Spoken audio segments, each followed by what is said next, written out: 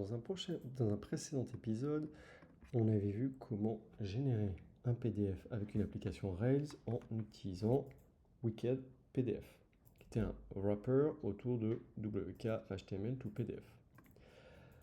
Aujourd'hui, on va refaire une génération de PDF, donc toujours de cette table, pour générer mon PDF comme ceci, mais on va utiliser Groover.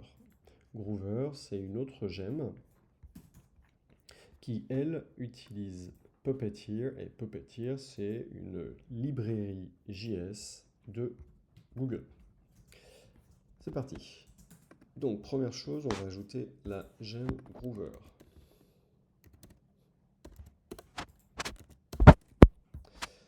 Donc, une fois qu'on a ajouté Groover, on bundle.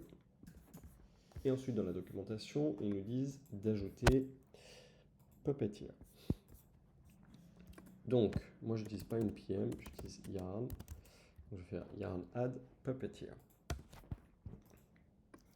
Donc, ça, c'est une librairie JS. Donc, ça vient dans mon package JSON et elle a bien été ajoutée. Donc, une fois que ça c'est fait, par rapport à la précédente vidéo, ce qu'on avait, c'est que j'avais un lien PDF ici qui, en cliquant dessus, allait vers mon contrôleur Documents et demandait le format PDF. Nous, avec Wicked PDF, on faisait un render PDF. Ici, ça va être un peu la même chose, sauf qu'on va utiliser une méthode qui s'appelle render_to_string, qui est disponible dans le contrôleur. Donc on va commencer par modifier cette partie.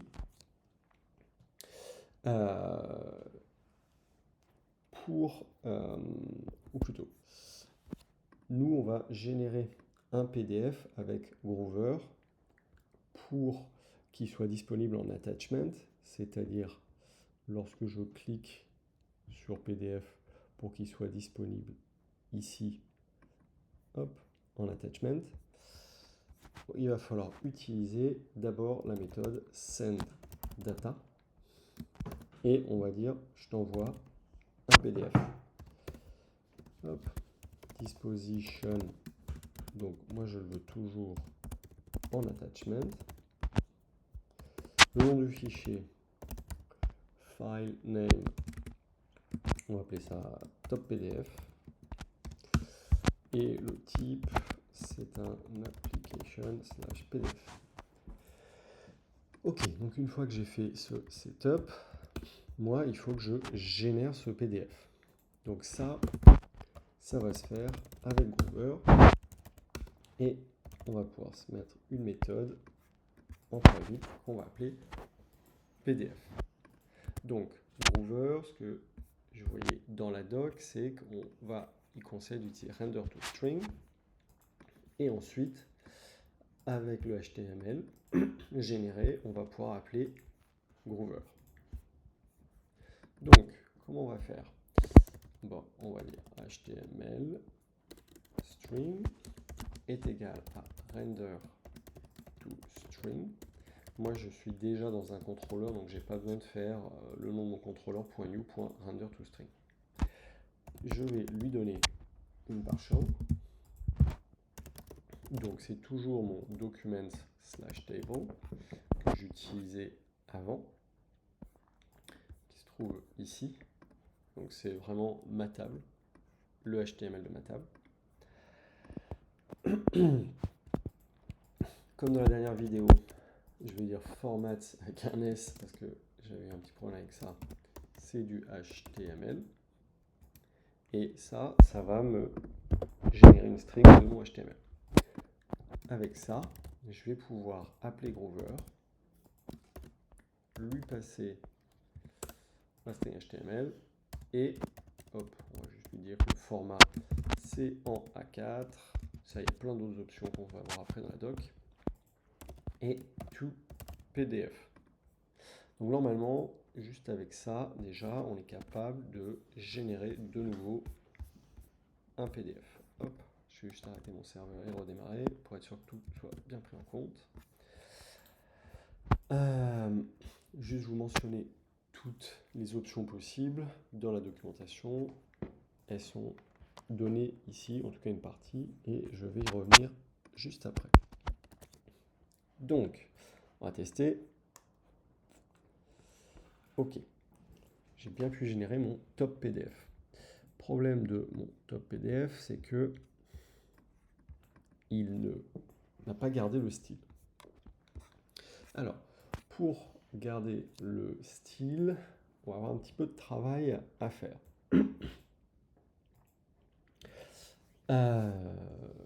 De la même manière que avec Wicked PDF où on s'était créé un layout, je vais aller créer un layout dédié à Groover. Donc, je vais l'appeler groover.html.erp.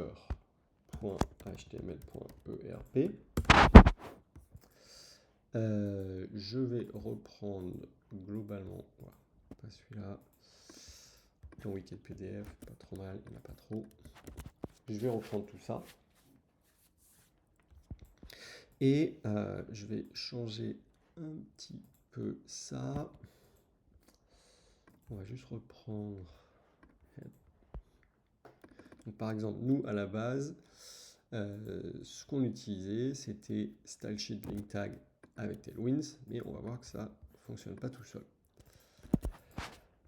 Donc, je donne ça. L'idée, c'est qu'avec ça, il va aller chercher Tailwind. Dans le document controller, je vais lui indiquer quel layout utiliser. Donc, layout, et il s'appelle Groover. On va tester. Alors, ici, il ne trouve pas. Ce qui est étonnant, j'ai cherché un peu, mais même si c'est un layout, il faut qu'on lui passe comme étant une partielle. Donc, ici, je rajoute ça. Hop, cette fois, ça fonctionne. Problème, j'ai toujours pas de style. Donc, ce qu'on va faire, c'est qu'en fait, je vais aller lui envoyer le style directement. Pour faire ça, je vais utiliser, hop, ça je l'enlève, des balises style.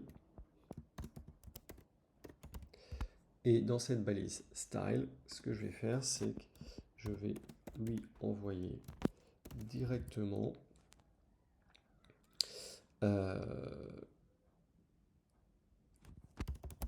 hop, local.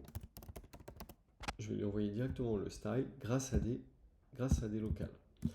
Donc, comme il se trouve dans le header, je peux utiliser le helper local assign. Moi, je vais l'appeler Tailwind CSS. Hop. Et ça, il va falloir que je lui passe au moment où je génère mon PDF. Pour faire ça, donc j'ai dit il fallait que je le passe dans mes locals. Donc les locals, c'est là où vous passez n'importe quelle variable qui sont nécessaires à générer votre partiel. Moi, dans mon cas, elle s'appelle Tailwind CSS. Paf. Pas besoin de lui répéter le nom, il connaît déjà, il est suffisamment intelligent. Et ça, je vais devoir lui dire où est-ce qu'il trouve. Alors, ici, comment j'ai fait? Eh bien, ce que j'ai fait, c'est que je lui ai dit, on va aller chercher directement le Tailwind CSS compilé dans le fichier public. Pour faire ça, on va faire Rails precompile asset. On va précompiler tous les assets. Et le fait de faire ça, ça va nous ajouter dans public un dossier asset avec, en fait c'est ce qui se passe lorsqu'on l'envoie en prod, tout le CSS, le JS, tout qui va être minifié, bundlé et disponible dans le dossier public. À partir de ça, hop, je vais aller chercher donc dir.globe, je vais dire rails.les routes et tu viens me chercher dans le fichier public. Là-dedans, il y a un fichier A7. A7, il est là. Et là-dedans, tu vas trouver des fichiers qui sont du type application quelque chose .css. Donc tu me les récupères tous. Et moi, ce qui va m'intéresser, c'est d'utiliser le dernier. Donc de ces files path, hop, on va aller récupérer le dernier. File.time.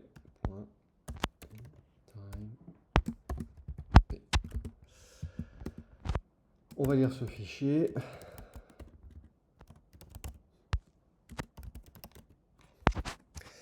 Et ça va nous récupérer le CSS qu'on va envoyer dans une locale.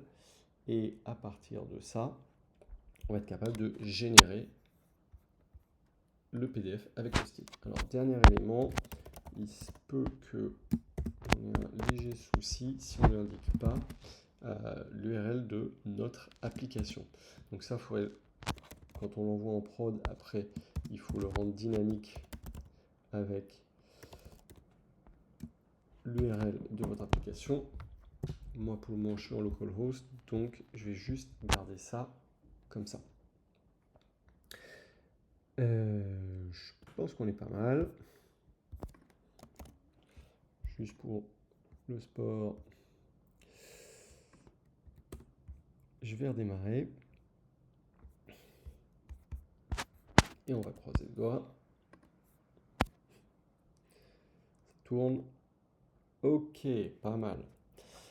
Donc, on a récupéré une partie du design, mais pas tout le design. Pour rappel, ça ressemble à ça, et moi j'aimerais vraiment récupérer mon PDF comme ça. Ce qu'on s'aperçoit, c'est que tous les background colors, elles ont disparu. Alors ça, il va falloir aller faire un petit peu de setup à la fois dans un initializer. Donc, config initializer. On va aller rajouter un initializer de Groover. File, groover.rp. Fondamentalement, je pourrais lui faire passer en argument, mais ça c'est un setup que je veux utiliser partout. Donc je vais le mettre directement dans un initializer. Donc groover.configure. Alors où est-ce que je trouve ça? Je voulais mentionner, il est là. Donc je vais même le récupérer entièrement, ce sera plus simple. Hop, moi je veux pas tout ça.